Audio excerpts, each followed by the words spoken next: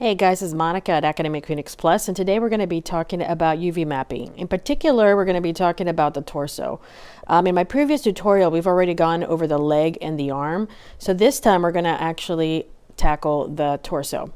When you're about to UV map a character, you really need to think about how is the texture going to apply onto the body. In this case, her left side and her right side are actually going to be the same texture, so therefore I am going to overlap my UVs. Right now I am selecting the faces for the torso. I'm going to go into my front view so I can make sure I have everything correct. And of course, the crotch is actually part of where I want the texture to be. So I'm going to go ahead and do that. Nothing awkward there. Once I have my faces selected, you just want to double check to make sure that you've selected the right faces. I'm going to go ahead and do a planar mapping. I feel like that's the best way to make sure that the grid is correct and a good place to start. You also want to make sure, kind of take a look at your UV snapshot and make sure that you didn't select anything weird.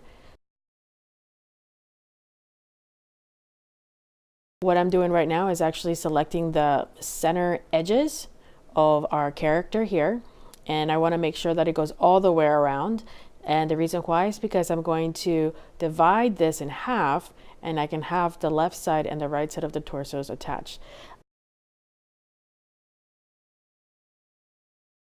I go ahead and click on cut, and then I go to my UVs, select the shell and move it aside. And you can see now that I've selected the UVs on the right side.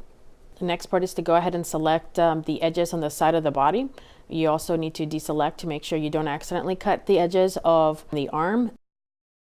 The nice thing about the UV texture editor is that it's not just about selecting UVs, it's that you can actually select and deselect faces and edges as well. So it's very handy.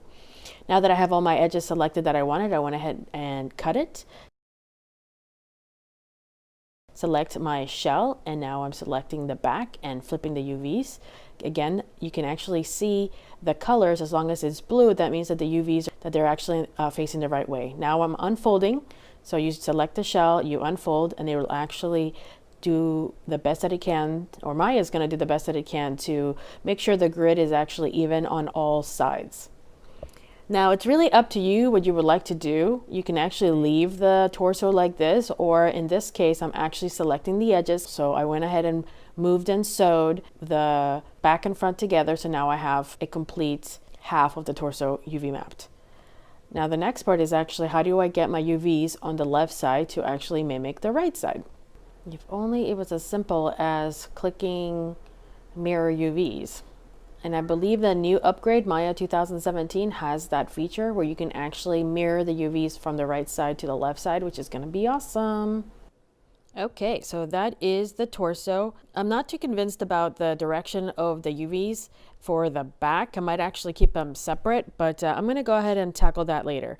The next step is going to be to do the head. The face is actually one of the most complicated things to UVs, so I will show you my method in UV mapping. All right, guys, I hope that was helpful, and I will see you next time.